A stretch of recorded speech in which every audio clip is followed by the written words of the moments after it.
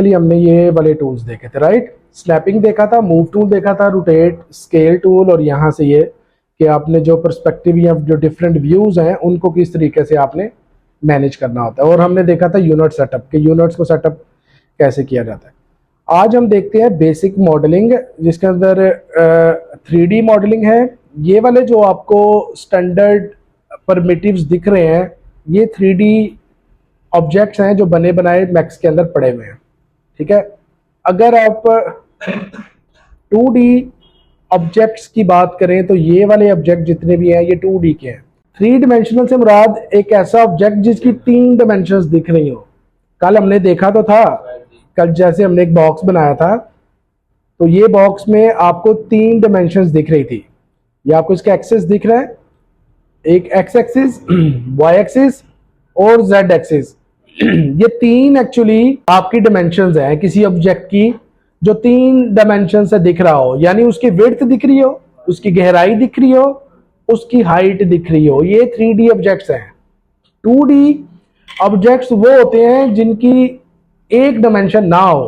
अब चाहे वो विड्थ हो, चाहे वो लेंथ हो, चाहे वो हाइट हो, एक डायमेंशन नहीं होगी उसमें। फॉर एग्जाम्पल, अगर मैं यहां से एक रेक्टेंगल ड्रा करूं, ये इसकी लेंथ और ये इसकी विड्थ, तो ये 2 डायमेंशन है, इसकी हाइट नहीं है, तो ये ऑब्जेक्ट 3D ऑब्जेक्ट नहीं है। इस तरह से ये डिफरेंट किस्म के ऑब्जेक्ट्स हैं। ये सारे ऑब्जेक्ट्स आपके 2D के ऑब्जेक्ट हैं, इनको हम 3D में कन्वर्ट कर सकते हैं। लेकिन अभी हम सबसे पहले जो चीज हमने देखनी है आज, वो है line tool. Line tool fundamental tool है जी। लाइन टूल से हर चीज बेसिक मॉडलिंग यही लाइन टूल करके देगा आपको। मैं ऊपर वाले व्यू पे आ जाता हूं और मैं यहां से एक लाइन ड्रॉ करता हूं। देखें, ग्रिड में ऑफ कर रहा हूं, मुझे ग्रिड की भी जरूरत नहीं। लाइन का कलर यहां पे ये वाला मैं कलर चेंज कर लेता हूं ताकि विजिबल हो। तो मैंने ये एक लाइन ड्रॉ कर ली। देखें, अगर मैं शिफ्ट के बगैर करूंगा तो ये इस तरह दिखेगी, अगर मैं शिफ्ट के साथ करता हूं तो ये बिल्कुल स्ट्रेट लाइन दिखेगी ऐसे, चाहे आप नीचे की तरफ जाएं चाहे आप ऊपर की तरफ। तो देखिए, अब मैं यहां पे रुक जाता हूं, कस्टमाइज पे जाएंगे, यूनिट सेटअप और मिलीमीटर्स। अब ये जो लाइन मैंने लगाई है ये कितने मिलीमीटर्स की है, चले काम और कर लेते हैं। मैं इस लाइन को मेजरमेंट अपनी जो है वो इंचेस में कर लेता हूँ, डेसिमल इंचेस में। तो मुझे बताएं, ये जो लाइन अब मैंने ड्रॉ की है ये कितने इंचेस की है, मुझे कोई पता नहीं, रैंडम ड्रॉ किया हमने। यहां पे आपने कंट्रोल करना सीखना है कि किसी भी ऑब्जेक्ट को अगर अपनी मेजरमेंट के मुताबिक लेके जाना हो, ऑब्जेक्ट से मुराद यहाँ पे लाइन है, लाइन को अगर अपनी मर्जी की मेजरमेंट के साथ लगाना चाहूं तो कैसे लगाऊंगा।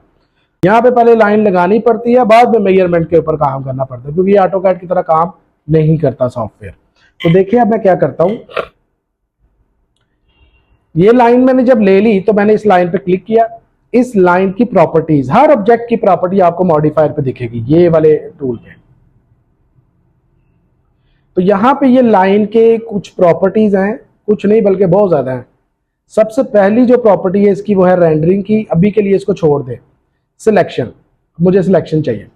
सिलेक्शन में सबसे पहले है वर्टेक्स। वर्टेक्स क्या होता है, ऐसा पॉइंट जहां पे एक लाइन डिवाइड हो रही हो 2 हिस्सों में, उसको वर्टेक्स बोलते हैं। फॉर एग्जांपल, ये एक लाइन है तो इसके अभी 2 ही वर्टेक्स हैं, एक यहाँ पे स्टार्टिंग पे, एक एंडिंग पे। तो देखिए, अगर मैं वर्टेक्स सेलेक्ट करता हूं तो आपको शो भी करेगा एक पॉइंट और दूसरा पॉइंट। मैं इनको सिलेक्ट भी कर सकता हूं, ये सिलेक्ट हो गया, ये सिलेक्ट हो गया, सिलेक्ट हो गया। मैं इसको वाई एक्सिस पे भी मूव कर सकता हूं इस वर्टेक्स को, और एक्स एक्सिस पे भी मूव कर सकता हूं। अगर मैं इसको वाई एक्सिस पे मूव करूं तो ये कुछ इस तरह से होगा, अगर मैं इसको एक्स एक्सिस पे मूव करूं तो ये इस तरह होगा। यानी 2 डायमेंशन में मैं इसको मूव कर सकता हूं। अगला जी, सेगमेंट। सेगमेंट क्या होता है, 2 वर्टेक्स के दरमियान जो फासला है उसको हम क्या बोलते हैं, सेगमेंट। तो अगर मैं इस पे सेगमेंट पे क्लिक करूं तो ये एक पॉइंट यानी एक वर्टेक्स और दूसरे वर्टेक्स के दरमियान का जो डिस्टेंस है ये उसको सिलेक्ट करेगा। तो जब ये इसको सिलेक्ट करेगा तो फिर पूरी लाइन ही ऑलमोस्ट मूव कर जाएगी, अगर मैं मूव करना चाहूं तो। अगला जी, स्प्लाइन। हमेशा जब भी हम किसी लाइन से कोई चीज बनाते हैं उसको स्प्लाइन बोला जाता है। पूरी लाइन, उसके अंदर जितने मर्जी सेगमेंट हो, जितने मर्जी वर्टेक्स हो, अब वो ज्वाइन होनी चाहिए, ज्वाइन नहीं भी है, ओपन हो लेकिन सिंगल हो लाइन। फॉर एग्जाम्पल मैं यहां पे एक नई लाइन ड्रॉ कर रहा हूं, एक सेगमेंट, दूसरा सेगमेंट, तीसरा सेगमेंट, चौथा सेगमेंट। टोटल वर्टेक्स कितने हैं इसमें पहले ये चेक करते हैं, 1 2 3 4 और 5। सेगमेंट कितने हैं, 1 2 3 और 4। सप्लाइन पूरी की पूरी सप्लाइन है, ये देखें। वापस लाइन पे आ जाए, वर्टेक्स, ये वाला वर्टेक्स पड़ा है एक और एक ये पड़ा है, इन दोनों के दरमियान फासला कितना है आई डोंट नो, मुझे ये फासला एक्यूरेट करना है। तो मैं क्या करूंगा, स्नैप की हेल्प से ये चीज होगी। स्नैप एक्टिव करें, ये वाला स्नैप जो है ये बेसिकली स्नैप पहले समझ नहीं होता क्या है। स्नैप ये है कि अगर दो वर्टेक्स हैं, एक यहाँ पे और एक यहाँ पे, जब मैं इस वर्टेक्स को इसके करीब लेके जाऊं ना तो वो मैग्नेट की तरह उसके साथ मिल जाएगा। देखिए अब मैंने स्नैप ऑन किया, मैं इसको मूव करता हूं, जैसे ही मैं इसके करीब आऊंगा ये देखें वो मुझे एरो शो कर देगा कि यहां पे सेगमेंट है और ये चिपक गया उसके साथ, ये देखें चिपक गया उसके साथ। नॉर्मली जो हमारे पास सेटिंग होती है वो कुछ इस तरह से होती है कि आपको ये इस तरह दिखता है, ये देखें, तो ये देखें ये चिपक जाता है उसके साथ। लेकिन हमने क्या करना है, स्नैप ऑन करके राइट क्लिक करना है, यहां पे आपने वर्टेक्स सिलेक्ट रखने हैं सिर्फ, क्योंकि अभी जस्ट हम वर्टेक्स पे काम कर रहे हैं। ऑप्शंस पे जाएंगे और ये दोनों ऑप्शंस आपने ओपन कर लेनी है, इनेबल एक्सिस कंस्ट्रेंट्स और डिस्प्ले रबर बैंड। ये दोनों चीजें मैं समझाता हूं क्या होती है। इनेबल एक्सिस कंस्ट्रेंट से मुराद ये है अगर ये एक्टिव नहीं है, अभी ये एक्टिव नहीं है, तो देखें मुझे अगर अपना वर्टेक्स सिर्फ वाई एक्सिस पे मूव करना हो तो मैं नहीं कर सकता। देखिए ये दोनों पे मूव कर रहा है, ये सिर्फ वाई को सिलेक्ट ही नहीं कर रहा, मैं करना ही इसको वाई पे मूव चाहता हूं लेकिन ये वाई को सिर्फ सिलेक्ट नहीं करता, ये दोनों को सिलेक्ट किया हुआ है। जैसे ही मैं इधर एक्टिव करता हूं, इसको क्लिक करता हूं तो देखें क्या हो रहा है। जैसे ही मैंने क्लिक किया, अब मैं अगर एक्स पे चाहूं तो एक्स पे क्लिक करके एक्स डायरेक्शन में मूव करूंगा, फिर ये वाई पे नहीं मूव करेगा, और अगर वाई पे मूव करना चाहूं तो फिर सिर्फ वाई पे मूव करेगा, एक्स पे नहीं करेगा। तो ये फर्क है और इसकी बार बार जरूरत पड़ेगी आपको मॉडलिंग करते हुए, ये बहुत इंपॉर्टेंट है, इसको बड़े ध्यान से समझें। अब देखें अगली ऑप्शन आ जाती है रबर बैंड की। ये क्या होता है, रबर बैंड ये है, मैं यहां पे एक रेक्टेंगल ड्रॉ करता हूं, अब लाइन में डिलीट कर देता हूं,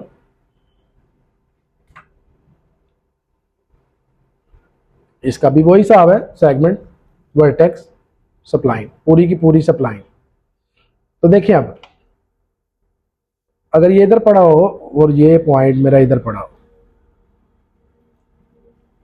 देखिए यहां पे मैंने इसको एक्टिव किया हो, यानी मैं इसको एक्स और वाई पे अपनी मर्जी से मूव करवा सकता हूं। लेकिन अगर मुझे ये चाहिए कि मैं इसको मूव करूं और ये इसके बराबर आए, वो नहीं कर सकता मैं, ये अभी प्रॉब्लम है मेरे लिए। ठीक है, इस प्रॉब्लम को खत्म करने के लिए हम रबर बैंड का यूज करते हैं।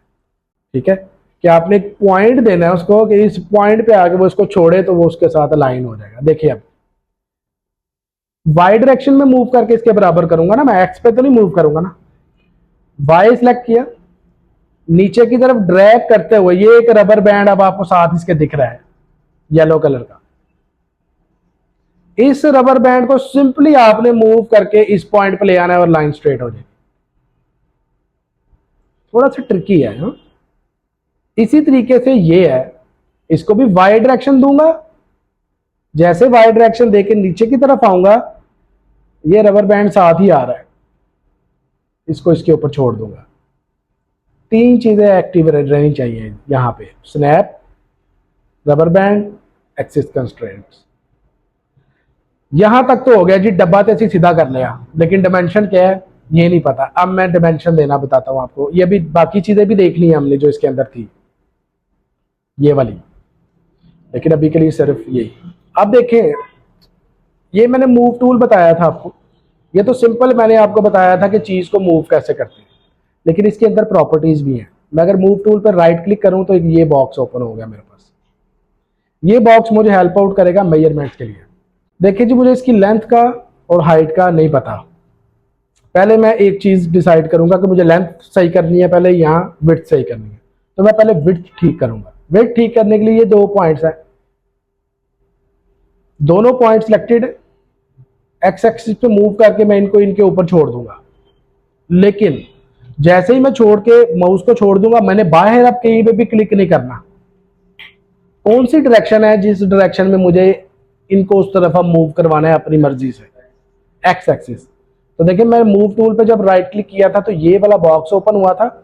यहां पे देखिए एक्स एक्सिस कहां पे लिखा हुआ है, ये एक्स है, ये वाई है और ये जेड है।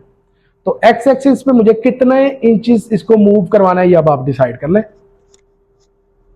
मैं इसको 2 फुट पे मूव करना चाहता हूं, तो 2 फुट, यहां 2 फुट ना लिखें आप 24 इंच लिख लें, एंटर करें।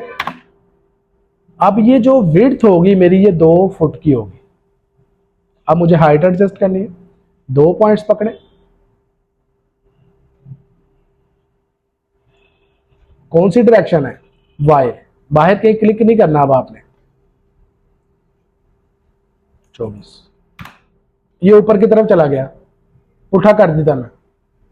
पहले -24 करके इसको वापस लेके आए और अब -24 करें ताकि ये नीचे आए। तो माइनस में भी वैल्यू दे सकते हैं। अब ये प्रॉपर 2 फुट बाय 2 फुट का एक बॉक्स बन गया आपका। इसकी मेजरमेंट चेक करने के लिए एक टूल है यहाँ पे, ये पहले यहाँ पे क्लिक करें और ये यहां से लेके यहां तक ये आपको डिस्टेंस बता देगा 24 इंच। यहां से लेके यहां तक ये आपको डिस्टेंस बता देगा 24 इंच। बाद में इन पॉइंट्स को आपने डिलीट भी करना है, ये जो आपने पॉइंट्स। यहां तक कोई कंफ्यूजन तो बताएं। तो हम देख रहे थे लाइन यानी सप्लाइन, इसकी प्रॉपर्टी पे आ जाए। ये मैंने लाइन से बनाया ना, यही चीज अगर मैं चाहता तो यहां पे रेक्टेंगल पड़ा हुआ है, मैं इस रेक्टेंगल को सिलेक्ट करके इतनी सरखपाई जो की है वो ना भी करता, तो ये एक रेक्टेंगल मैंने ड्रा किया है, इसको यहीं से मैं 24 बाय 24 कर देता तो मेरे पास वही चीज आ जाती सिंपल तरीके से। लेकिन ये लाइन टूल को समझना बहुत जरूरी है। हर दफा ऐसा नहीं होता कि रेक्टेंगल से काम चल जाए। अगर मुझे ये रेक्टेंगल यहां से ऊपर की तरफ उठाओ 1 फुट और 2 इंच इस तरफ हो और फिर 2 फुट नीचे हो, तो फिर तो ये रेक्टेंगल फ्लॉप हो गया मेरा, तो ये नहीं चल सकेगा। ये 3 पॉइंट समझ आ गए होंगे आपको यकीनन। किसी भी टाइम पे कोई सेगमेंट सेलेक्ट करके उसको डिलीट कर सकता हूं, ठीक है। अब ये सप्लाइन मेरी सिर्फ यही रहेगी, डिपेंड करेगा मैं क्या बना रहा हूं। अभी आगे आके चल के देखेंगे ये चीज भी यूज होगी। किसी भी टाइम पे मैं ये वाला वर्टेक्स भी डिलीट कर दूंगा। अगर मैं ये वर्टेक्स डिलीट करूंगा तो क्या होगा मेरे ऑब्जेक्ट के साथ, बताएं। ये होगा, ये मैं डिलीट करता हूं तो ये दोनों मिलेंगे, दोनों लाइनें डिलीट नहीं होंगी जी, ये मिल गई तो ये ट्राइंगल बन गया। अगर मैं इस वर्टेक्स को डिलीट करूं तो ये 2 वर्टेक्स आपस में ज्वाइन हो जाएंगे। यहां तक क्लियर है? ओके, मैंने इसको मिनिमाइज कर दिया। किसी भी टाइम पे मुझे वर्टेक्स ऐड करना पड़ जाए, अब वो कैसे करते हैं उसको सीख लेते हैं। ये मैं चाहूं तो आपको ये 1 बाय 1 भी चीजें बता सकता हूं, लेकिन मैं सिलेक्टिव चीजें इसलिए बताऊंगा ताकि एटलीस्ट आप ऑब्जेक्ट बनाने के काबिल हो जाए। इसके लिए मुझे क्या करना पड़ेगा, मुझे जाना पड़ेगा ज्योमेट्री में। पहले मैं सिलेक्शंस पे था, सिलेक्शन में ये तीनों चीजें बता दी हैं। अब आ जाए ज्योमेट्री पे। ज्योमेट्री पे जाके आपने क्या करना है, वर्टेक्स को ऊपर से, अच्छा एक और चीज देखने मुझे भूल गई, ये जो सिलेक्शन में यहां से बता रहा था ना, ये यहां से भी आ सकती है। अगर ये नहीं दिख रही होगी तो ये इस तरह होगा लाइन, तो लाइन के साथ जो एरो है ना, आप इसको प्रेस करेंगे तो ये आपको वर्टेक्स यहां से भी सिलेक्ट कर सकते हैं। देख रहे हैं? सेगमेंट इधर से करके ये भी कर सकते हैं। तो ये आपकी चॉइस है, ऊपर से यूज कर ले या नीचे से यूज कर ले। तो अब मैं आ जाता हूँ जी ज्योमेट्री पे। वर्टेक्स को सिलेक्ट रखना है आपने, वर्टेक्स को सिलेक्ट रखना है आपने ज्योमेट्री पे आते हुए। स्टूडेंट समटाइम क्या करता है, लाइन पे क्लिक रखता है और वर्टेक्स पे आके कहता है सर जी यहाँ पे ज्योमेट्री में तो कोई चीज एक्टिव ही नहीं है। आप ज्योमेट्री में जाके एक्चुअली इन्हीं सारे जो हैं सिलेक्शंस हैं उनको कंट्रोल करते हैं। सिलेक्शन कौन कौन सी, वर्टेक्स की है, सेगमेंट की है या पूरी स्प्लाइन की है। तो ये ज्योमेट्री आपकी देखती है कि आपने क्या सिलेक्ट किया हुआ है। अगर मैं वर्टेक्स सिलेक्ट करूंगा तो ये वर्टेक्स से रिलेटेड ज्योमेट्री की सारी ऑप्शंस खुलेंगी मेरे पास। तो मैं सब अभी आपको बताने लगा था कि अगर वर्टेक्स ऐड करना हो किसी भी जगह पे तो क्या करूंगा। वर्टेक्स पे क्लिक करके ज्योमेट्री पे जाऊंगा, उसके बाद रिफाइन, रिफाइन पे क्लिक करूंगा और किसी भी स्प्लाइन के ऊपर जाके मैं अपना वर्टेक्स ले सकता हूं। फर्ज करें मैं यहां पे वर्टेक्स लेना चाहूं तो ये वर्टेक्स ले लिया, इधर वर्टेक्स लेना चाहूं तो ये ले लिया, इधर वर्टेक्स लेना चाहूं तो ये ले लिया, इधर लेना चाहूं तो ये ले लिया। किसी भी टाइम पे ये दो वर्टेक्स उठा के बाहर लेके आ सकते,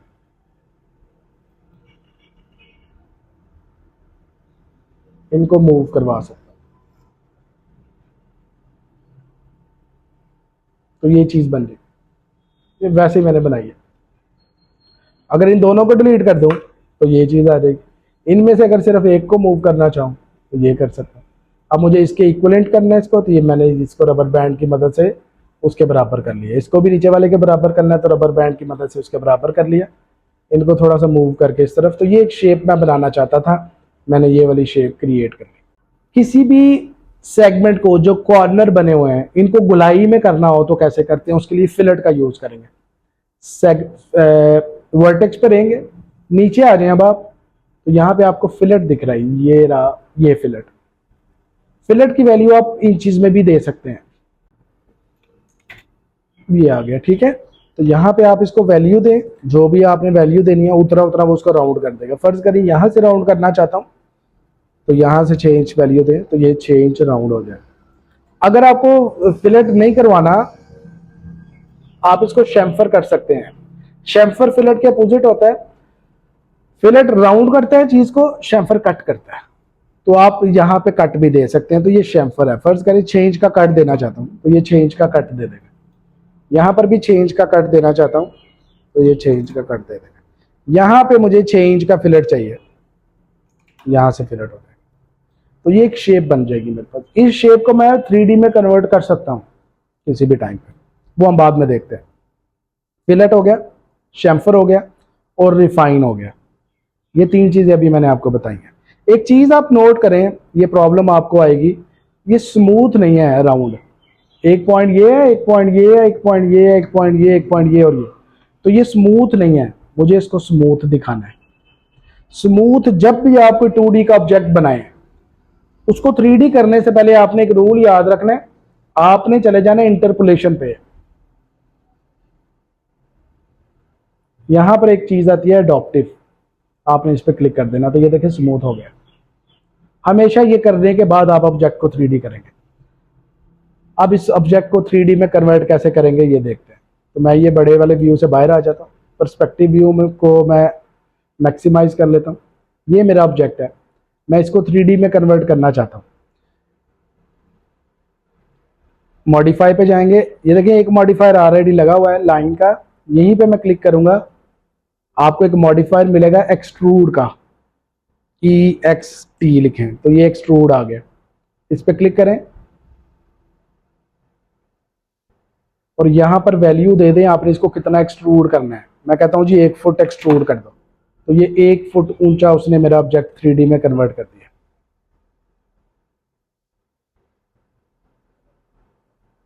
मैं कहता हूं 2 इंच सिर्फ चाहिए तो ये 2 इंच का हो गया। अब नॉर्मली मैंने आपको बताया था उस दिन कि मैं ये क्ले मोड पे काम कर रहा होता हूँ, साथ ये भी एक्टिव होता है। तो देखिए स्टूडेंट के लिए ज़रा आसान हो जाता है शेप को समझना, ठीक है, इसलिए मैं इस मोड पे काम कर रहा होता हूँ। ये आपका वो फिलर था जो आपने अप्लाई किया था, ये आपके वो कट थे जो आपने अप्लाई किए थे। तो ये बड़ा एक सिंपल सा हमने ऑब्जेक्ट बनाया। किसी भी टाइम पे मैं ये एक्सट्रूड खत्म भी कर सकता हूँ। खत्म करने के लिए आप सिंपली, ये डिलीट का बटन है, आप इस डिलीट के बटन को प्रेस करें तो आपका एक्सट्रूड खत्म हो जाएगा, वापस वही लाइन आ जाएगी। मैं इसी शेप के अंदर एक और शेप बनाना चाहता हूं जो कि सर्कल की है।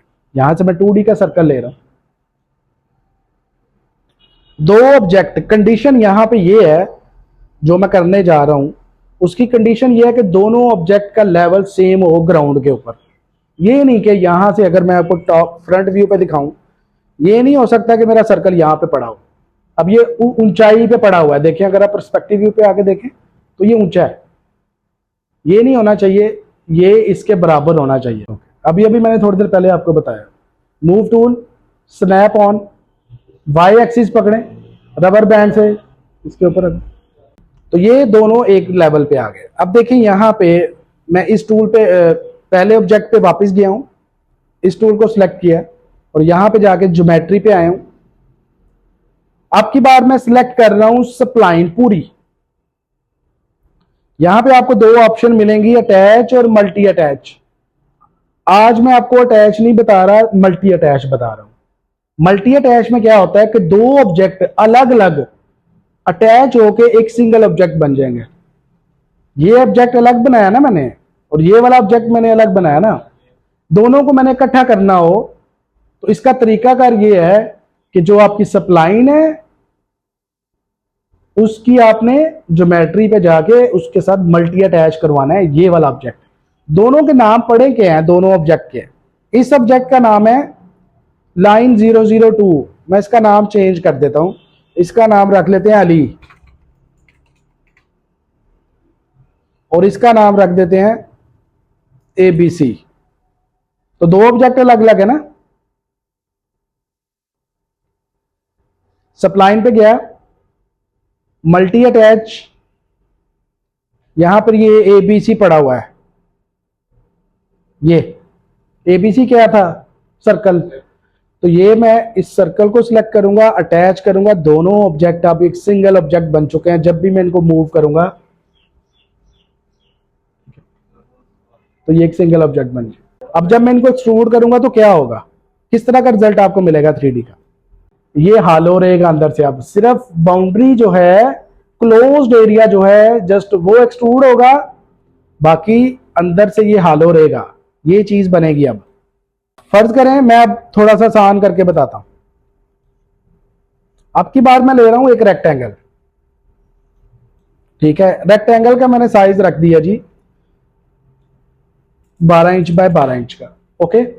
ऑब्वियसली जब मैं इस रेक्टेंगल को एक्सट्रूड करूंगा तो ये पूरा सॉलिड स्ट्रक्चर एक्सट्रूड होगा ना, लेकिन मैं सॉलिड स्ट्रक्चर एक्सट्रूड नहीं करना चाहता, मैं इसके अंदर से ये वाला हिस्सा माइनस करना चाहता हूं। तो मुझे इसके अंदर एक और रेक्टेंगल लेना पड़ेगा।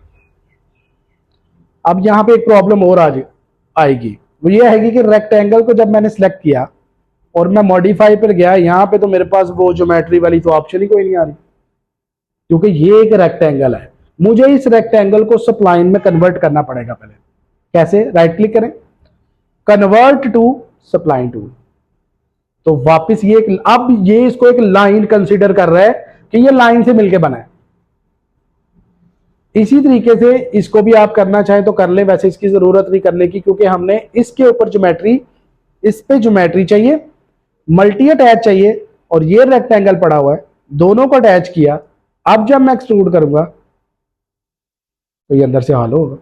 ये टूल्स की प्रैक्टिस करें, लेकिन ये बहुत इंपॉर्टेंट चीजें हैं जो आज मैंने आपको बताई। इनके बगैर आप मॉडलिंग नहीं कर सकेंगे, आप 3D नहीं कर सकते कोई चीज। ये बिल्कुल बेसिक लेवल पे चीजें अभी, इनको कंट्रोल, ये सिर्फ कंट्रोल बता रहा हूं अभी कि चीजों का कंट्रोल कैसे है, सप्लाइन को कंट्रोल कैसे करना है, ऑल दैट। तो आज के लिए बस इतना ही रखते हैं।